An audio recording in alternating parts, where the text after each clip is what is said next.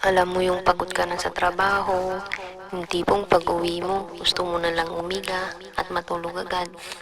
Minsan masakit yung paa ko, masakit yung likod ko, tapos napapaisip ako.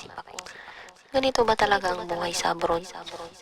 May mga araw na okay lang, pero may mga araw din na parang gusto mo na umuwi. Gusto mo na lang maging normal ulit. Yung malapit sa pamilya, yung may kausap ka kahit walang dahilan. Dito kasi sa ibang bansa, kailangan strong ka kahit ayaw mo na. Kailangan ngumiti kahit pagod na.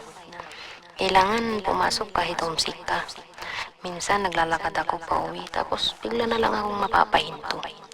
Mapapaisip kung worth it pa ba lahat ng to. Pero alam mo kung ano yung pumipigil sa akin sumuko?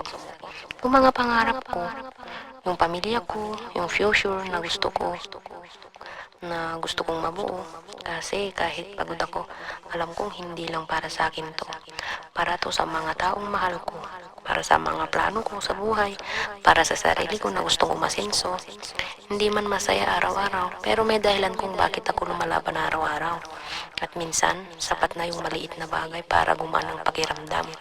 Yung sweldo, yung simpleng pagkain na niluto ko para sa sarili ko, yung message ng pamilya na nagsasabing, ingat ka lagi dyan. Doon ko nare-realize, oo, mahirap maging OFW. Oo, nakakapagod. Oo, nakakaiyak minsan. Pero proud ako sa sarili ko. Kasi kahit pagod na ako, tuloy pa rin.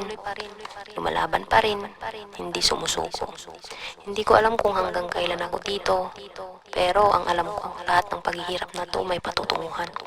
At balang araw, hindi na lang pagod ang mararamdaman ko, kundi fulfillment.